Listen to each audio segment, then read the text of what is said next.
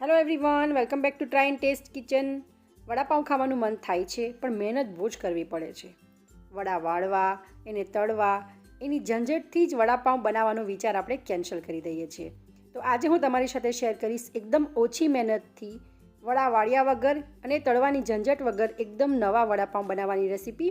તો રેસીપીને એન્ડ સુધી જરૂર જોજો. રેસીપી ગમે તો વિડીયોને લાઇક કરજો, શેર કરજો. ચેનલ ઉપર નવા હોવ તો આવી જ નવી રેસીપી જોવા માટે ચેનલને સબસ્ક્રાઈબ જરૂરથી કરજો. સાથે બાજુમાં બેલ આઇકન આવશે એ જરૂર પ્રેસ કરજો. તો ચાલો રેસીપી સ્ટાર્ટ કરીએ. વડાપાઉં બનાવવા માટે આપણે પહેલાં વડા માટેનો એકદમ ટેસ્ટી મસાલો બનાવીશું. તો તેના માટે અહીંયા મેં 5 નંગ બટેટાને બાફી લીધા છે. બાફીને આપણે એને ઠંડા કરી લેવાના છે. ત્યારબાદ હવે આપણે એને ખમણી વડે આ રીતે ખમણી લઈશું. જો તમારે ખમણવા ના હોય તો તમે એને જે મેશર આવે છે મેશરથી મેશ પણ કરી શકો છો. અહીંયા મેં બટેટા ખમણી લીધા છે. હવે આપણે 1 ચમચી સફેદ તલ ઉમેરીશું. ત્યારબાદ આપણે 2 થી 3 ચમચી જેટલી ફ્રેશ ધાણાભાજી ઉમેરીશું. 1/4 ટીસ્પૂન જેટલું લાલ મરચું ઉમેરીશું અને સ્વાદ પ્રમાણે મીઠું ઉમેરીશું. ત્યારબાદ હવે આપણે એક સ્પેશિયલ વઘાર કરીશું. તો તેના માટે વઘારિયાને ગેસ ઉપર ગરમ કરવા માટે મૂકી એમાં 2 ચમચી તેલ ઉમેરીશું. તેલ ગરમ થાય ત્યારબાદ આપણે અડધી ચમચી રાઈ ઉમેરીશું. 1/4 ટીસ્પૂન હિંગ ઉમેરીશું.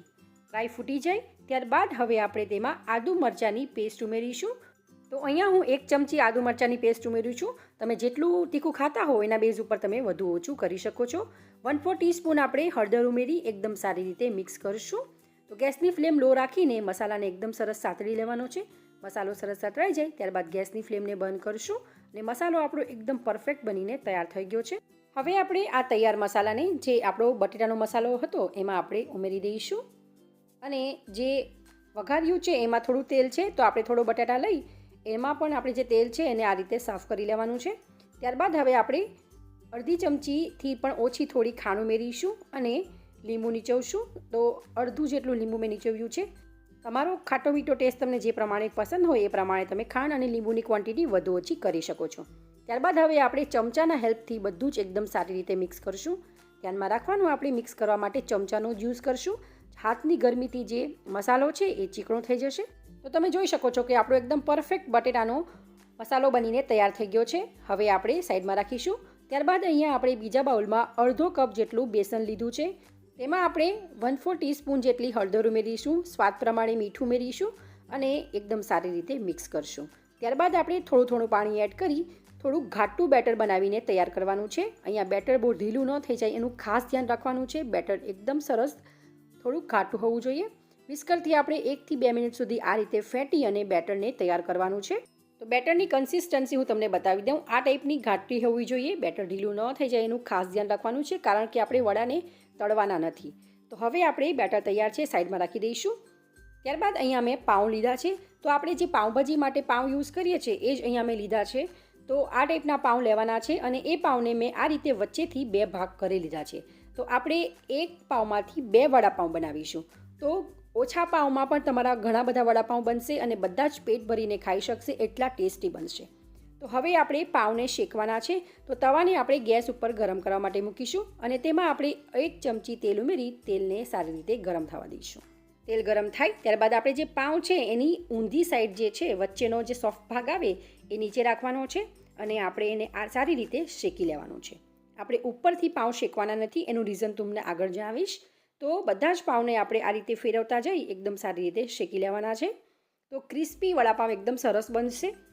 તો અહીંયા બધા જ પાઉં આપણા શેકાઈને તૈયાર થઈ ગયા છે. તો ઉપરની સાઈડ આપણે શેકી નથી તો એને આપણે નીચે રાખીશું. તો બીજી બાજુ આપણો મસાલો બનીને તૈયાર છે. આપણા બેટર બનીને પણ તૈયાર થઈ ગયું છે અને સાથે આપણા પાઉં પણ શેકાઈ ગયા છે. તો ચાલો હવે આપણે વડાપાઉં બનાવવાનું સ્ટાર્ટ કરીએ. તો પહેલાં આપણે એક પાઉં લઈશું.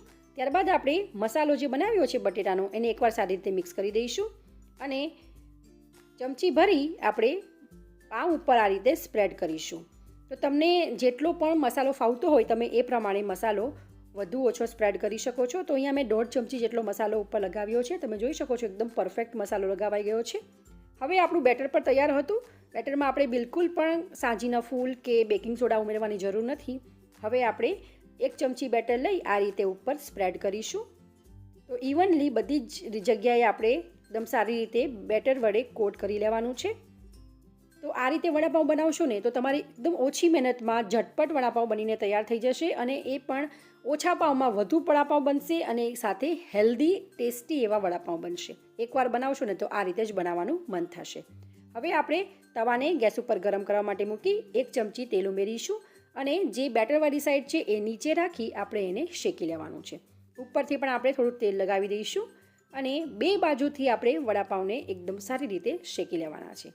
તમે જોઈ શકો છો કે એક બાજુ સરસ શેકાઈ ગઈ છે, તો બીજી બાજુ આ રીતે સાઈડને ચેન્જ કરતાં આપણે 2 બાજુ એકદમ સરસ ક્રિસ્પી થાય ત્યાં સુધી શેકી લેવાનું છે. અને સાથે સાઈડ જે છે એને પણ આપણે આ રીતે ઊભી કરી ચારે સાઈડથી આપણે પાઉંને શેકી લઈશું, જેથી કાચું બેટર બિલકુલ નહીં લાગે. તો આપણું વડાપાઉં એકદમ સરસ શેકાઈને તૈયાર થઈ ગયું છે. તમે જોયું ને, 1 જ ચમચી તેલમાં આપણું વડાપાઉં બનીને તૈયાર થઈ ગયું છે, એકદમ ઓછી મહેનતમાં, વડા વાળિયાની ઝંઝટ વગર અને તળવાની ઝંઝટ વગર. તમને મારી આજની આ રેસીપી કેવી લાગી એ મને કમેન્ટ કરી ચોક્કસ જણાવજો અને જો રેસીપી ગમી હોય તો વિડીયોને એક લાઈક જરૂરથી કરી દેજો. હવે આપણે તૈયાર વડાપાઉંને સર્વિંગ પ્લેટમાં સર્વ કરીશું. તો તૈયાર વડાપાઉંને આપણે પ્લેટમાં મૂકી ઉપરથી આપણે કેચઅપ, ટોમેટો કેચઅપ વડે ગાર્નિશ કરીશું અને લીલી ચટણી જે આવે એના વડે ગાર્નિશ કરીશું. તમારી પાસે જો સૂકી લસણની લાલ ચટણી હોય વડાપાઉં માટેની તો તમે એનો યુઝ પણ કરી શકો છો. જો ના હોય તો તમે આ રીતે કેચઅપ અને ગ્રીન ચટણી વડે પણ વડાપાઉંને સર્વ કરી શકો છો. ઉપરથી થોડી સેવ અને ધાણા ભાજી વડે ગાર્નિશ કરીશું. તો જેને જોતાં જ ખાવાનું મન થઈ જાય એવા આપણા એકદમ હેલ્ધી, ઓછી મહેનતથી બનેલા વડાપાઉં બનીને તૈયાર થઈ ગયા છે. તમે પણ એકવાર આ રીતે ઘરે જરૂરથી બનાવજો અને કેવા બને છે એ તમારા ફીડબેક મને કમેન્ટ કરી ચોક્કસ જણાવજો. જો તમને મારી રેસીપી ગમી હોય તો વિડીયોને લાઇક કરજો, શેર કરજો, ચેનલને સબસ્ક્રાઈબ કરજો. તો ચાલો ફરી મળીશું એક નવી રેસીપી સાથે. Thank you for watching.